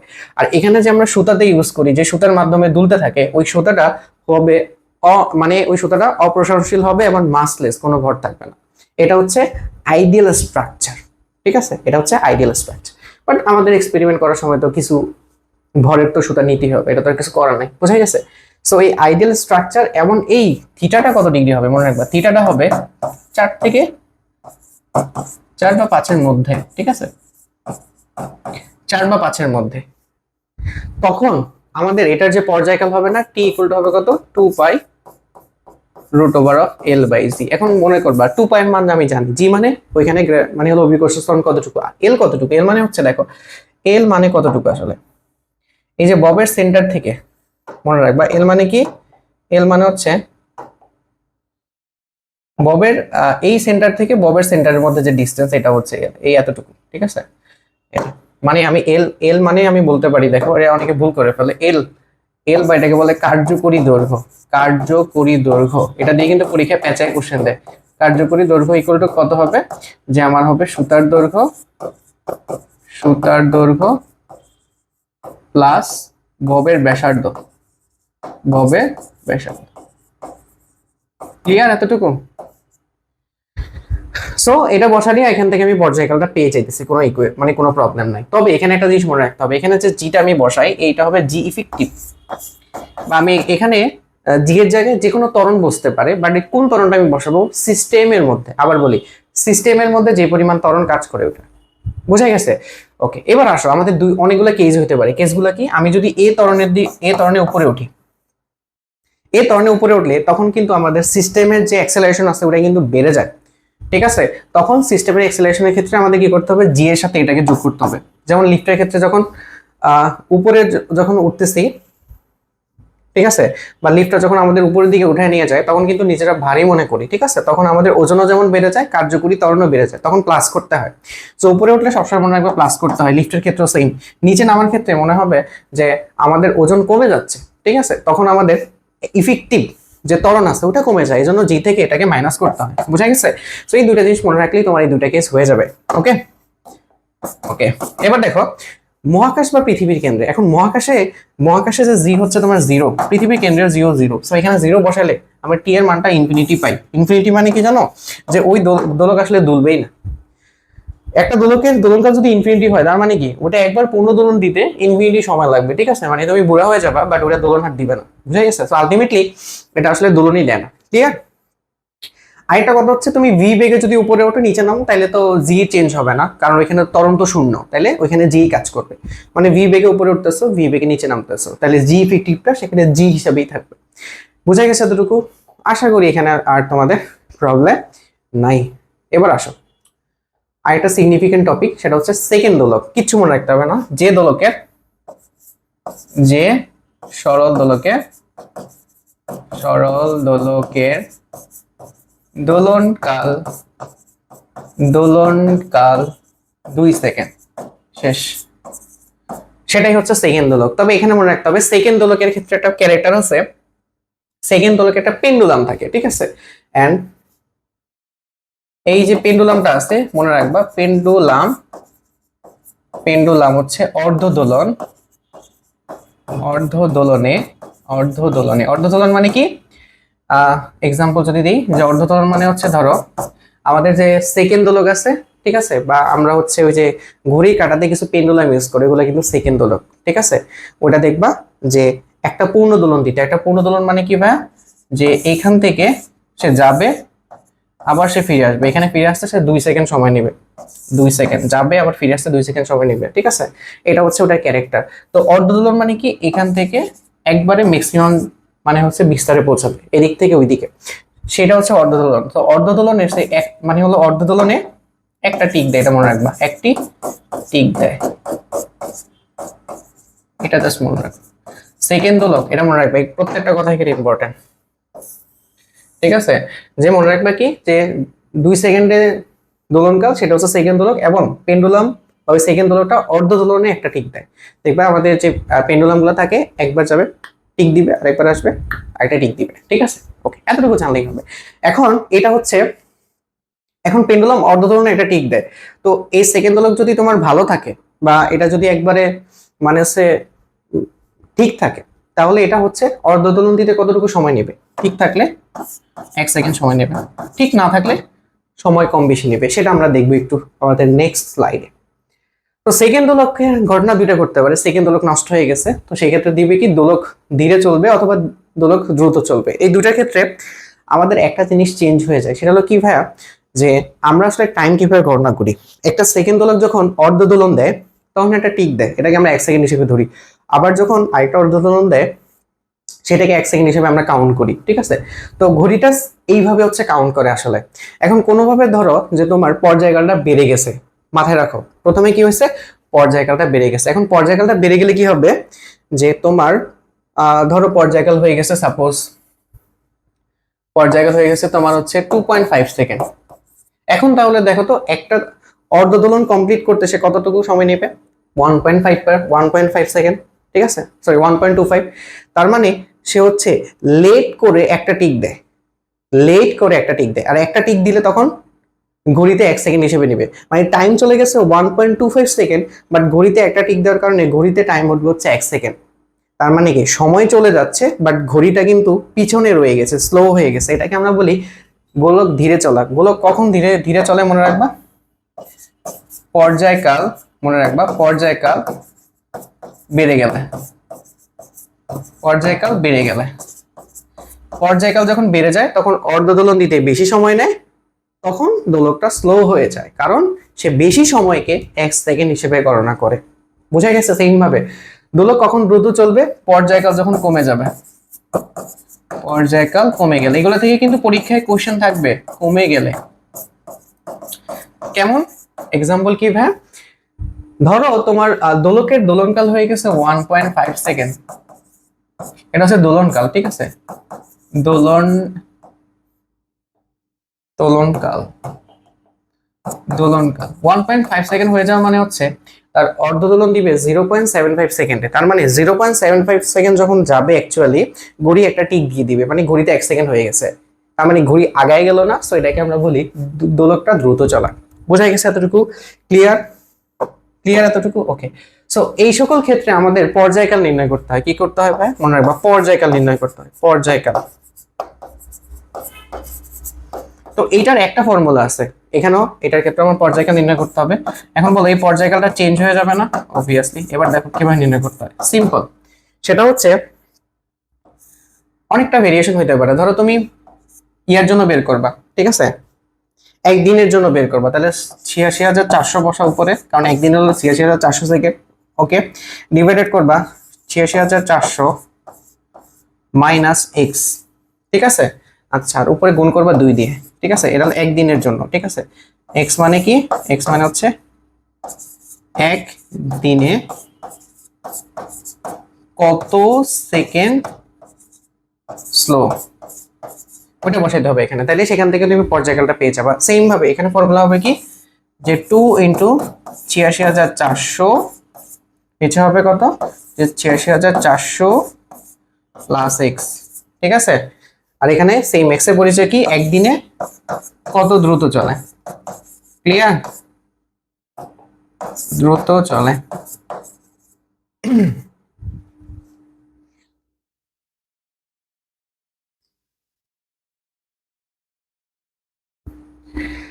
আর যদি এটা অন্য ভেরিয়েশনে চাই, তুমি ঘন্টায় হিসাব করতে পারো। ঘন্টায় হিসাব করলে কি হবে, সেম, তুমি জাস্ট ঘন্টাটা বসাবা, 1 ঘন্টাতে 3600 সেকেন্ড হয়, তাহলে হবে কত 3600 মাইনাস এক্স। এক্স মানে হলে 1 ঘন্টায় কতটুকু স্লো হয়ে গেছে। সেম ভাবে তুমি চাইলে এখানে কত 1 ঘন্টায় বসাতে পারো 2 ইন্টু 3600, তারপরে কত 3600 প্লাস এক্স, মানে 1 ঘন্টায় কতটুকু স্লো হয়ে গেছে। তুমি যেটা ইচ্ছা ফর্মুলা ভেরিয়েশন ইউজ করতে পারো, কোনো সমস্যা নাই। কিভাবে মনে রাখতে পারো ভাইয়া? অনেক ভাবে মনে রাখা যায়। আমি কিভাবে মনে রাখি, আমি দেখো পর্যায়কাল বেড়ে যাচ্ছে না, সো এখানে মাইনাস হয়, কমলে তো বাড়ে, আর এখানে পর্যায়কাল কমে যাচ্ছে, সো এখানে প্লাস, মানে বাড়ায় দিছি, সো আলটিমেটলি কমে যাবে। অথবা যেটা মনে রাখতে পারো যে ধীরে চললে এটা মাইনাস হবে আর দ্রুত চললে এটা প্লাস হবে। সেম, বুঝা গেছে? ধীরে চললে মাইনাস আর দ্রুত চললে প্লাস, ধীরে চললে মাইনাস আর যেহেতু ফাস্ট চলতেছে বেশি দূরে, সো প্লাস। এটা মনে রাখলে আর কিছু লাগে না। ক্লিয়ার? বুঝা গেছে এতটুকু? ওকে। এখন আরেকটা আছে যে পাহাড়ের উচ্চতা নির্ণয় করা, খুবই সিম্পল জিনিস। এটা বের করা যায়। আমি পরীক্ষার হলে সাজেস্ট করব যে তোমরা এটা বের করে লিখো। আর ফর্মুলাটা খুবই সিম্পল, আহামরি কঠিন কিছু না। আমি দেখাইলে বেশিক্ষণ লাগবে না। দেখো জাস্ট আমাদের পাহাড়, সো এটা ধরো যে আমাদের ভূমি, ঠিক আছে, আর এটা হচ্ছে তোমার পাহাড়, ঠিক আছে। তাহলে পাহাড়ের যে উচ্চতা, সে উচ্চতা হচ্ছে কত এইচ। এখন দেখো আমাদের সিম্পলি যেহেতু এইচ এর সাথে টি এর একটা সম্পর্ক করা হয়েছে, সম্পর্কটা কিভাবে আসে? খুবই সিম্পল ভাবে আসে। আমি জাস্ট হালকা ভাবে একটু দেখাই দিই, এটা পরীক্ষায় অনেক বেশি আসে। এইখানে যে অভিকর্ষ স্তরণ সেটাকে আমি জি বলতেছি, এটার ফর্মুলা হচ্ছে জিএম বাই আর স্কোয়ার। ওকে, আর মানে পৃথিবীর ব্যাসার্ধ। আর এখানে যে জি হবে জিএইচ, এটার ফর্মুলা হবে কত? এটার ফর্মুলা হবে GM by R plus H square. এতগুলো তো বোঝা গেছে। ওকে, এবার দেখো আমরা হচ্ছে একটা কম্পারিজন করবো এখানে। কিসের কম্পারিজন? যে এই জিএইচ বাই জিএম এর একটা কম্পারিজন কেন করতে হবে আমি বলে দিই। যেহেতু তুমি এখানটা টাইম বের করবা, তাই না? সো দেখো আমি টাইমের যে টাইম ইকুয়াল টু টাইম হচ্ছে কি, দেখো পর্যায়কাল হচ্ছে এরকম না, আমি বলতে পারি যে অভিকর্ষ ত্বরণের বর্গমূলের ব্যস্তানুপাতিক। ওকে, আচ্ছা, তাহলে এখান থেকে কি লেখা যায়? এখান থেকে আমি যদি একটা ইকুয়েশন বানাই, দেখো এটা, তাহলে এখান থেকে দেখো T H divided by T equal to লেখা যাবে, দেখো টি এইচ যদি উপরে থাকে অবভিয়াসলি আমার এটা নিচে থাকবে, তাই না? জি এইচটা নিচে থাকবে ডিভাইডেড বাই টি, এই এতটুকু তো, ঠিক আছে। ওকে, টি এইচ হচ্ছে কি? টি এইচ হচ্ছে এখানকার পর্যায়কাল, আর টি মানে হচ্ছে ভূপৃষ্ঠের পর্যায়কাল। এটা তো বোঝা গেছে। টি এইচ মানে উপরে নিলে পর্যায়কাল আর নিচে নিলে পর্যায়কাল। ওকে, সো কেন? কারণ আমি পাহাড়ের উচ্চতা যখন নির্ণয় করি, আমি যখন সেকেন্ড দোলককে উপরে নিয়ে যাই, যেহেতু অভিকর্ষ ত্বরণ কমে যাচ্ছে, তার মানে পর্যায়কালটা ওখানে অবভিয়াসলি বেড়ে যাবে, চেঞ্জ হয়ে যাবে, বেড়ে যাওয়া মানে চেঞ্জ হয়ে যাওয়া। সো ওইটাই আমি বের করতেছি অ্যাকচুয়ালি। এবার দেখো আমরা এখানে এই যে এইটার মানে কি, দেখো G divided by G H, এটা ইকুয়াল টু কত লেখা যায়? দেখো তো, আমি যদি এই দুটাকে ভাগ করতাম আলটিমেটলি জিএম জিএম কাটাকাটি যেত না, তাহলে জি উপরে থাকলে আর প্লাস এইচ নিচে থাকবে, আর প্লাস এইচ হোল স্কোয়ার, আর আর আর স্কোয়ার চলে যাবে উপরে, তাই না? বোঝা গেছে এতটুকু? ক্লিয়ার? এই আমি ভুল লিখছি না? এই তো এখানে এটা এটা হবে জিএইচ, এটা হবে জি, ঠিক আছে, উল্টা লিখে ফেলছি। ওকে, সো আলটিমেটলি দেখো এখানে G divided by G, H উল্টে দিলাম, তো রুট ওভার যদি করে দিই তাহলে R plus H divided by R. So এখান থেকে দেখো আলটিমেটলি এটাকে root over of G G H equal to লেখা যায় আর দিয়ে ভাগ করো 1 প্লাস এইচ বাই আর, ঠিক আছে। সো আলটিমেটলি এখান থেকে একটা জিনিস লেখা যায়, কি লেখা যায় দেখো তো, যে আমি root over of G divided by GH, ঠিক আছে, মাইনাস 1 ইকুয়াল টু হচ্ছে কত? H divided by R. So ultimately এখানে দেখো এইচ এর একটা এই জিনিসটাকে কি লেখা যায়? এই জিনিসটাকে লেখা যায় TH by T, TH divided by T minus 1, আর আর দিয়ে গুণ করলে এখান থেকে আমি এইচটা পেয়ে যাই। এইচ মানে কি? এইচ মানে সেই পাহাড়ের উচ্চতা। বোঝা গেছে? সো এই জিনিসটা পরীক্ষা হলে একটু দেখাই দিব, এইটা এটা জিনিস লাগতেছে আর এই জিনিসটা আমাদের এখানে লাগতেছে। সো তখন আমরা এখান থেকে এইচটা বের করতে পারবো। ক্লিয়ার? বোঝা গেছে এতটুকু? ক্লিয়ার? খনির গভীরতা সেম ভাবে নির্ণয় করা যায়। খনির গভীরতা যেমন ধরো আমি এক্সাম্পল যদি দিই, এটা হচ্ছে মানে এটা হলো পৃথিবী, ঠিক আছে, এটা ভূপৃষ্ঠ, এটা হচ্ছে ধরো তোমার সেই খনি, ঠিক আছে, এই খনির গভীরতা, এটাকে আমি ডি দিলাম, ডি, তাহলে এ, হ্যাঁ, এখানে হচ্ছে টাইম হচ্ছে টি, আর এখানে যে টাইম বা পর্যায়কাল সেটা হচ্ছে টি ডি। তাহলে ইকুয়েশন কি হবে? D equal to 1 minus T square divided by T D square into R. এটাও সেম ভাবে দেখানো যায় ভাইয়া, তুমি টি থেকে প্রথমে জি বের করবা। সো এখানকার জি এর জন্য ইকুয়েশন কি হবে, আমরা এই ইকুয়েশন জানি যে 4/3 পাই আর তারপর সে কত রো জি, ঠিক আছে, সরি রো জি। আর এখানে আমাদের জি ডি এর ইকুয়েশন কত হবে, 4/3 পাই আর মাইনাস টি রো জি, ঠিক আছে। সো এই দুইটা থেকে কম্পারিজন করলে আগেরটার মতো এটা তোমার বাসায় ট্রাই করবা, আর যদি ভয় মনে হয় এই জিনিসটা কিন্তু পরীক্ষায় তেমন একটা আসে না, সো ফর্মুলাটা মনে রাখতে পারো। আর যাদের সময় আছে ভাই অবভিয়াসলি আমি আগেরটা যেভাবে করছি কম্পারিজন করে এটা কম্পারিজন করে ডেরিভেশনটা করে নিবা। ওকে, আশা করি এখানে আর কিছু লাগবে না। এখানে দেখো একটা ম্যাথ আছে, আশা করি এটা পারবা, কোনো সমস্যা নেই। আমি জাস্ট দেখাই দিই। এখানে বলছে একটি সেকেন্ড দোলক ঠাকুরগাঁয়ে সঠিক সময় দেয়। সঠিক সময় দেয় মানে কি, সঠিক সময় দেয় মানে হচ্ছে অবভিয়াসলি টাইম 2 সেকেন্ড দেয়, কিন্তু দার্জিলিং এ নিয়ে গেলে 30 সেকেন্ড স্লো হয়ে যায়। ওকে, দোলকটির কার্যকরী দৈর্ঘ্য নির্ণয় করো। তা কার্যকরী দৈর্ঘ্য কোন জায়গা থেকে নির্ণয় করা যায়, দেখো আমি অঙ্ক নাম্বারটা সলিউশন করে দিই। যে টি ইকুয়াল টু দেখো 2 pi root over of L by G, তাই না? সো এখান থেকে দেখো আমি যদি স্কোয়ার করে দিই তাহলে L square divided by 4 pi square L divided by G. ওইখান থেকে দেখো এলটা বের করা যায়, এল ইকুয়াল টু কত হবে, T square G divided by 4 pi square. এখান থেকে তুমি কার্যকরী দৈর্ঘ্যটা পেয়ে যাবে, ঠিক আছে, কার্যকরী দৈর্ঘ্য এখানে বসায় দাও। টি এর ভ্যালু হবে 2 সেকেন্ড, জি 9.8, বসাইলে তুমি কার্যকরী দৈর্ঘ্য পেয়ে যাবে। শেষ। তাপমাত্রাকে অগ্রাহ্য করে সমুদ্র সমতল থেকে দার্জিলিং এর উচ্চতা নির্ণয় করো। দেখো দার্জিলিং এ নেওয়ার পরে টাইম কিন্তু স্লো হয়ে গেছে, তাই না? ওকে, এবার দেখো এটা কিভাবে করা যায়, খুব সিম্পল। আমরা প্রথমে কি করব, দেখো যে প্রথমে আমাদের দেখো দার্জিলিং এর যদি উচ্চতা বের করতে হয় তাহলে উচ্চতার ফর্মুলা কি ছিল মনে আছে কিনা, 1 মাইনাস,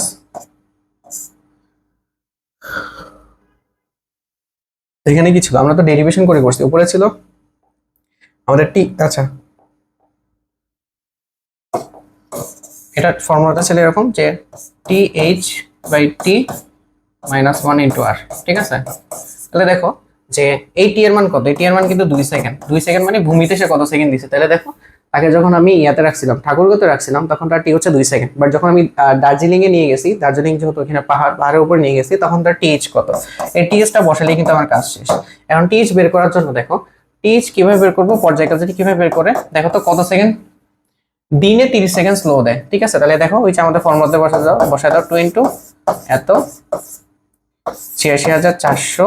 ওকে, স্লো হয়ে গেছে, ঘড়ি কি হয়ে গেছে, স্লো হয়ে গেছে। স্লো হয়ে গেলে এখানে মাইনাস করতে হয়, -30 শেষ, ঠিক আছে। স্লো হয়ে গেলে কি করতে হয়, ঘড়ি স্লো হয়ে গেছে না, তাহলে এখানে মাইনাস করে দিবা। এইটি এখানে বসাইলে আর হচ্ছে পৃথিবীর ব্যাসার্ধ বসাইলে তোমার এইচটা এখান থেকে বের হয়ে যাবে। ক্লিয়ার, বুঝে গেছে এতটুকু একদম? ওকে,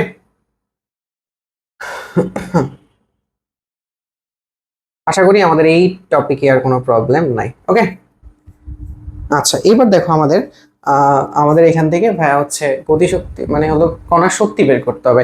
এখানে আহামরি কিছু না, এটাকে অনেক বেশি পেঁচায় ফেলো তোমরা। গতিশক্তি একটা ফর্মুলা আছে আর বিভব শক্তি একটা ফর্মুলা আছে, দুইটা জানলেই আমাদের হয়ে যায়। তোমাকে বলছে গতিশক্তি বের করতে কোন একটা পয়েন্টে, তাহলে তুমি কি করবা, ইকে ইকুয়াল টু কত, E K equal to half M V square. এখন বলবা ভাই ভি থেকে পাবো, ভির দুইটা ফর্মুলা আছে, বসায় দিবা যেটা তোমার যখন দরকার হয়, omega root over a square minus x square, এটা ইউজ করতে পারো। অথবা আরেকটা ফর্মুলা আমরা জানি যে ওদের ডিফারেন্সিয়েশন করলে পাওয়া যায় ওমেগা এ কস ওমেগা টি প্লাস পাই, যেটা ভালো লাগে বসায় দিবা, কোনো টেনশন নেই। ওকে, যেটা দরকার হবে বসায় দিবা। ওকে, আরেকটা জিনিস আছে দেখো এখানে ইপি, ইপি এর ফর্মুলা হচ্ছে কত, হাফ কে এক্স স্কোয়ার, হাফ কে এক্স স্কোয়ার। সো এখান থেকে তুমি এক্স এর বিভিন্ন মান বসাই দিতে পারো। ধরো তুমি এখানে কি বসালে, হাফ হাফ, ঠিক আছে, কে এক্স এর জায়গায় কি বসাইতে পারো, এক্স এর জায়গায় তুমি বসাইতে পারো বিভিন্ন মান বসাইতে পারো, যে এক্স এর ভ্যালু কত আসলো, ঠিক আছে, এ বসাইতে পারো। অথবা এখানে তুমি এক্স এর জায়গায় এটা বসাই দিলা এ sine omega t plus delta, কত কি বসানো যায়, ঠিক আছে, যা ইচ্ছা বসাইতে পারো, কোনো প্রবলেম নাই, ঠিক আছে। কে এর ভ্যালু ধরো সাপোজ তুমি জানো না, এটাকে রিপ্লেস করা যায়, সিস্টেম শিখতে হবে। যেমন আমরা দেখো শুরুর দিকে একটা ফর্মুলা দেখছি, মনে আছে কিনা, এবার দেখো আমি জাস্ট শুরুর দিকে একটা ফর্মুলা দেখেছি তোমাদের, সেটা হচ্ছে এই যে omega equal to root over K by M, ঠিক আছে। এইখান থেকে আমরা একটা ফর্মুলা এখান থেকে বের করতে পারি।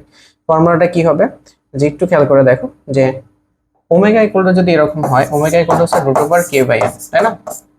তাহলে দেখো তো ওমেগা স্কোয়ার এম মানে রুট করে দিলাম ইকুয়াল টু কে। সো এখানে বসায় দাও না, তাহলে কত আসে, half omega square M A sine omega t plus delta. অনেক ভাবে এগুলাকে বের করা যায়, ঠিক আছে।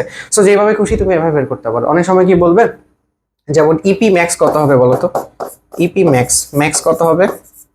ম্যাক্স কখন হবে? যখন এক্স এর ভ্যালুটা এ হবে, হাফ কে এ স্কয়ার, ঠিক আছে। এটাকে কিন্তু আমরা সর্বোচ্চ শক্তি বলি। এটাকে আমরা কি বলি? সর্বোচ্চ যান্ত্রিক শক্তি। ঠিক আছে, এতটুকু বোঝা গেছে? সর্বোচ্চ যান্ত্রিক শক্তি। এখান থেকে আবার এখানে ধরো ভি ম্যাক্স বসাইতে পারো। ভি ম্যাক্স বসালে কি পাবা? তুমি এটাকে ম্যাক্স পেয়ে যাবা।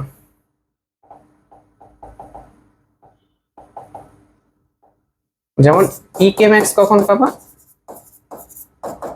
হাফ এম ভি ম্যাক্স মানে কত? ওমেগা না, ঠিক আছে। এখন এই যে এম ওমেগা, ঠিক আছে, ওমেগা এ না, সরি সরি ভুল লিখছি, ওমেগা স্কয়ার এ স্কয়ার হবে, ঠিক আছে। আচ্ছা, এখন বলো তো এই যে এম ওমেগা স্কয়ার মানে কত? এম ওমেগা স্কয়ার মানে কে না? তাহলে দেখো হাফ কে এ স্কয়ার। তো আলটিমেটলি যেই লাও সেই কত, সবগুলো সেম জিনিস। সো এই জিনিসগুলো প্র্যাকটিস করলে আমার আহামরি আর কিছু লাগবে না। Okay, so overall this is the practice. এবার দেখো আমাদের এই চ্যাপ্টারের একদম লাস্ট টপিক, সেটা হচ্ছে স্প্রিং। স্প্রিং থেকে অনেকগুলো জিনিস থাকে। তো স্প্রিং থেকে তার মধ্যে আমাদের মেইনলি পর্যায়কালটা বের করা শিখবো আজকে, ঠিক আছে। এন্ড পাশাপাশি স্প্রিং এর কম্বিনেশন এন্ড কাটাকাটি করলে কি হয়। তো আমরা একটু এখানে দেখে নেই যে ধরো তোমার একটা দণ্ড আছে এখানে, বা একটা স্তম্ভ আছে যেটার থেকে ওই স্প্রিংটাকে ঝুলানো। হ্যাঁ, তো মনে করো যে এটা তিনটা কেস চিন্তা করি আমরা।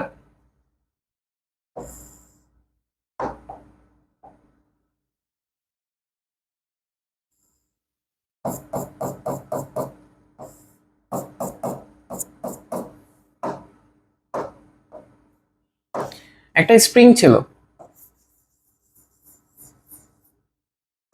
স্প্রিং এর বৈশিষ্ট্য হচ্ছে এটা ভরহীন,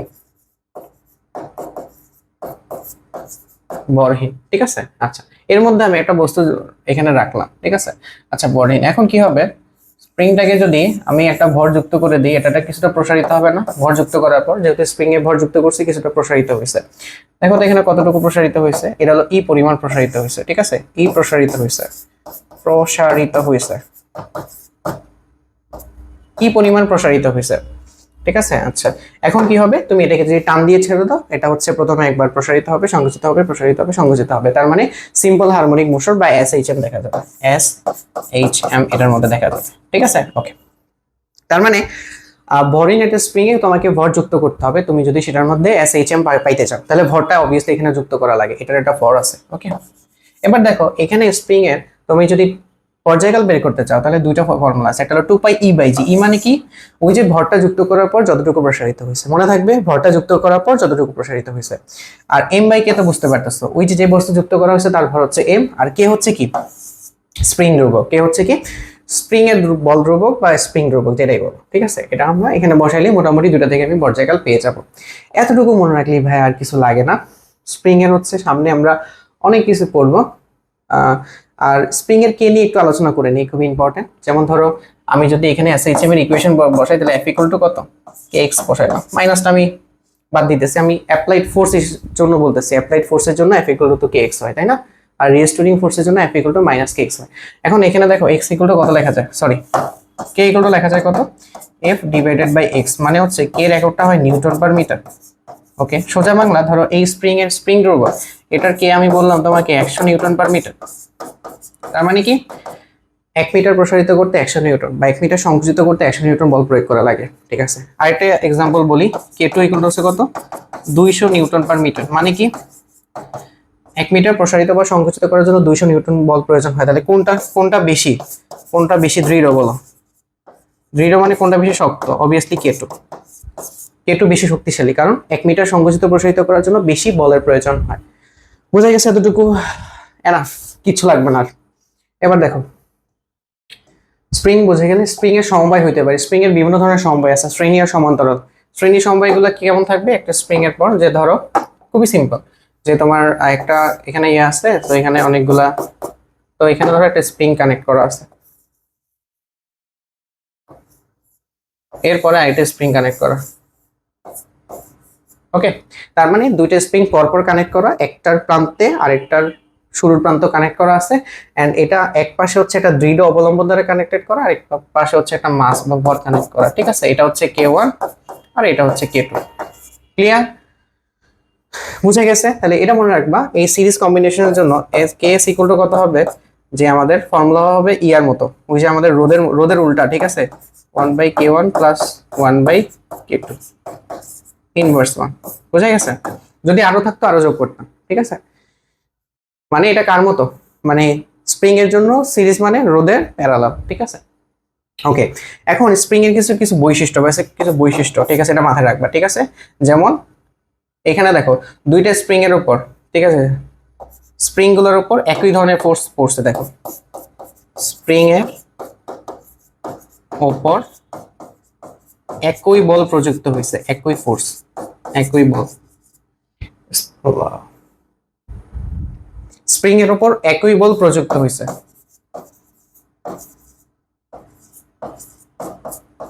তুমি যখন টান দিছো এটার উপর সেম বল পড়ছে, এটার উপর সেম বল পড়ছে, বাট সব দুইটার কি প্রসারণ সেম হবে না, দুইটা প্রসারণ কিন্তু আলাদা হবে। ঠিক আছে, বাট প্রসারণ আলাদা, প্রসারণ বা সংকোচন আলাদা হবে। ঠিক আছে, এটা মনে রাখবা, সংকোচন আলাদা। এটা দিয়ে আমি আইডেন্টিফাই করব। বুঝা গেছে? যেমন কি এটার উপর ধরো, এটার উপর এফ বল পড়ছে, এটার উপর কিন্তু এফ বল পড়ছে। দেখো আমি যখন টান দিছি এফ বলে টান দিছি, কিন্তু আমি এই যে দেখো এফ ইকুয়াল টু কত, কে এক্স পড়ছি না, বা মাইনাসটাকে আমি ইগনোর করতেছি, কারণ মাইনাস বাদ দিচ্ছি এই জন্য, কারণ অ্যাপ্লাইড ফোর্সের সাপেক্ষে কম্পেয়ার করি। এফ ইকুয়াল টু কে এক্স, কে এক্স হলে যেহেতু দেখো দুইটার এফ সেম বাট কে কিন্তু আলাদা, এক্স ইকুয়াল টু কত হবে, এফ বাই কে না। সো কে যেহেতু আলাদা, তাহলে এটার প্রসারণ x1 হবে, এটার প্রসারণ হবে x2, এন্ড দুইটা কি হবে, দুইটা আলাদা হবে। এতটুকু মনে রাখলে হয়েছে। সমান্তরাল সমবায় ক্ষেত্রে কি আর দেখো, সমান্তরাল সমবায় ক্ষেত্রে আমাদের একটা দৃঢ় অবলম্বন থাকবে,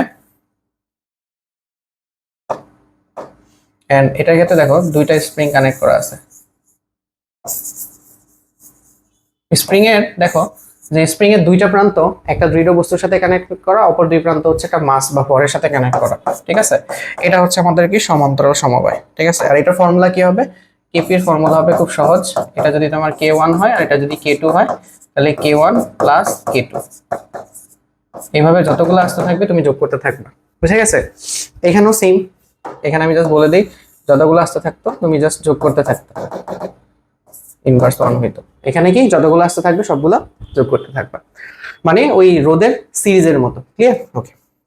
এটার বৈশিষ্ট্য কি, এটার বৈশিষ্ট্য দেখো ভাই, এটার উপর আমি যদি অ্যাপ বল প্রয়োগ করি, দেখো তুমি যখন দুইটা স্প্রিং কে ধরে টান দিবা তখন কি দুইটাকে দেখো প্রসারণ সেম হবে না, কারণ তুমি যখন টান দিতেছো তখন তুমি চাইবা যে এটারও সেম পরিমাণ প্রসারণ হইতে, এটা সেম পরিমাণ প্রসারণ হইতে, তার মানে এখানে প্রসারণ সেম। মনে রাখবা, প্রসারণ প্রসারণ সেম, তার মানে এখানে x1 ইকুয়াল টু x2, এটাকে আমি x হিসেবে বলতে পারি। ঠিক আছে, বাট দেখো তো f ইকুয়াল টু kx না, এবার খেয়াল করো f ইকুয়াল টু kx। এখন আমাকে একটা জিনিস বলো, যে দুইটার মধ্যে প্রসারণ যদি সেম হয় বাট কে তো আলাদা, এটা হচ্ছে K1 আর K2, তাহলে F1 আর F2 আলাদা হবে, তার মানে এটা হবে F1, এটা হবে F2। ঠিক আছে, তার মানে মানে বল আলাদা হবে। কি হবে, বল, বল আলাদা, বল দুইটা আলাদা হবে। ঠিক আছে, তো সিম্পল এক্সাম্পল হচ্ছে আমাদের শ্রেণী সমবায়ের ক্ষেত্রে কি হবে, দুইটার ক্ষেত্রে একই বল প্রযুক্ত হবে, আর সমান্তরাল সমবায়ের ক্ষেত্রে দুইটার প্রসারণ বা সংকোচন সেম হবে। এতটুকু মনে রাখলে আমাদের হয়ে যাচ্ছে। ঠিক আছে, এখন এটার কিছু কমপ্লেক্স স্ট্রাকচার আছে, ওটার প্র্যাকটিস রাখছি, সো প্রবলেম হবে না, আমরা সামনে যে একটু আলোচনা করব। এবার দেখো আমরা এখানে একটা প্রবলেম সলভ করব। প্রবলেমটা হচ্ছে এরকম, যে এখানে দুইটা স্প্রিং আছে, একটা K1 আর K2, একটা হচ্ছে 2000 নিউটন পার মিটার, আর এটা হচ্ছে 1000 নিউটন পার মিটার, এন্ড এটা একটা ভর কানেক্ট করা আছে। এখন বলছে স্প্রিং এর পর্যায়কাল কত। ওকে, পর্যায়কাল মানে টি বের করতে হবে। ওকে, টি বের করার জন্য ভাই কি লাগে, টি বের করার ফর্মুলা দেখো, স্প্রিং এর যখন আমাদের 2π√m/k, এটা হচ্ছে আমাদের ফর্মুলা। কিন্তু প্রবলেম হচ্ছে এখানে দুইটা কে আছে, সো আমাকে কি করতে হবে, আমাদের কি করতে হবে ভাই, তুল্য, দুইটা পরিবর্তে কটা বানাইতে হবে, একটা তুল্য, এটাকে আমরা কি বলি, তুল্য স্প্রিং ধ্রুবক বের করতে হবে, স্প্রিং ধ্রুবক। এখন তুল্য স্প্রিং ধ্রুবক মানে দুইটাকে তুমি একটা বানাবে, একটা বানাইতে গেলে তুমি তো এখানে সিরিজ বসাই দিবে ডিরেক্টলি। কেন, কারণ তুমি বলবে এটা সিরিজে আছে।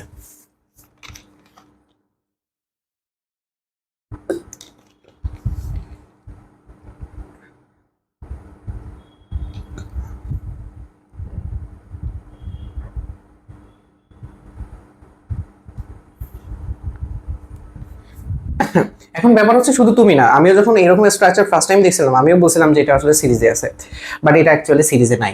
সিরিজে থাকার ক্ষেত্রে যে কন্ডিশন ফিল আপ করার কথা সেটা কিন্তু ফিল আপ করতেছে না, একটার পর একটা কানেক্ট থাকা লাগে, বাট এখানে কি করতেছে মাঝখানে কানেক্ট আছে। বাট এখানে একটা জিনিস ফিল আপ করে, সেটা কি দেখো, তুমি যখন এটাকে এই বরাবর টান দিবা তখন দেখো এইটা এটা যদি এটা স্প্রিংটা সংকুচিত হবে না, তার মানে এই স্প্রিং যদি এক্স পরিমাণ সংকুচিত হয় এটা এক্স পরিমাণ প্রসারিত হবে। আবার এইদিকে টান দাও, এটা এক্স পরিমাণ প্রসারিত হবে, এটা এক্স পরিমাণ সংকুচিত হবে, মানে প্রসারণ আর সংকোচন সেম। যেখানে আমাদের দেখো এক্স x1 আর x2 সেম হয়ে যায় তখন আমরা এই প্যারালাল কম্বিনেশনটা ইউজ করব। তার মানে এটা আসলে প্যারালাল কম্বিনেশনের মধ্যে আছে, তখন আমাদের কেপির ভ্যালু যেটা করতে হবে সেটা জাস্ট কি করব, k1 প্লাস k2। বোঝা গেছে এতটুকু? একদম সিম্পল। দুইটা যোগ করলে কত হয়, 1000 আর 2000 মানে 3000 নিউটন পার মিটার। এখন জাস্ট তুমি এখানে বসায় দাও যে 2 পাই রুট ওভার m এর ভ্যালু হচ্ছে কত 0.5 আর k এর ভ্যালু হচ্ছে 3000, বসায় দিলে তোমার এখানে কাজ শেষ। এখান থেকে স্কয়ার হয়ে যাবে। ক্লিয়ার? বোঝা গেছে এতটুকু? ক্লিয়ার?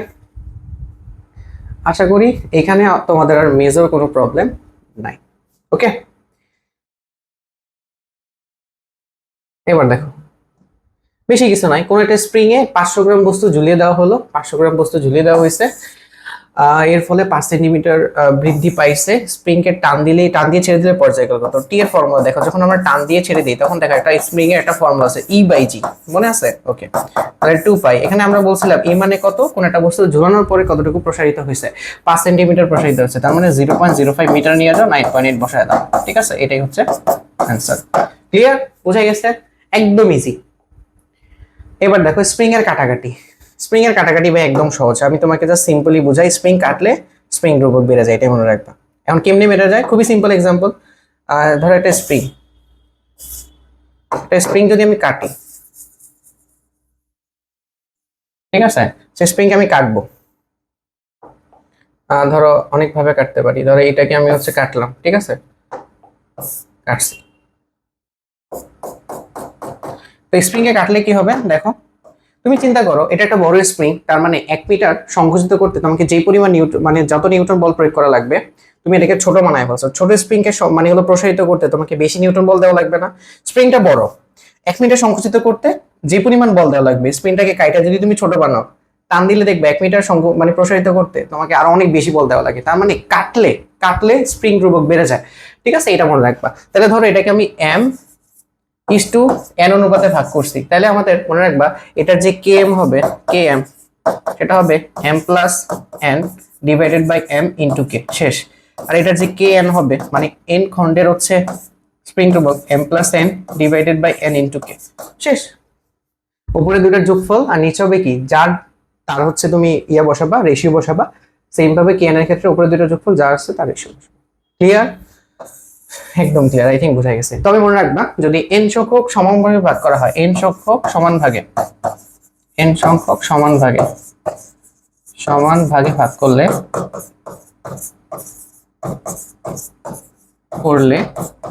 আমাদের কে কত আসবে জানো, n কে হবে। ঠিক আছে, মানে যতগুলা ভাগ করছো তুমি এটাকে k1 বলতে পারো, k2 বলতে পারো, এভাবে যতগুলো আছে সবগুলো হবে n কে সমান। ঠিক আছে, মানে ধরো এটাকে 5 ভাগে ভাগ করছো তাহলে হবে 5k। দেখো এখানে দুইটা এক্সাম্পল আছে, দুইটা এক্সাম্পল আমরা দেখি। এখানে বলছে একটা স্প্রিং এতকে 2:3 অনুপাতে ভাগ করা হলে স্প্রিং এর খণ্ডদের স্প্রিং কনস্ট্যান্ট কত হবে। তাহলে প্রথমে দেখো আমি k2 বের করি। k2 এর জন্য কি করতে হবে, নিচে হবে 2, উপর হবে আর 2 + 3 ইনটু স্প্রিং এর হচ্ছে কত 500, শেষ।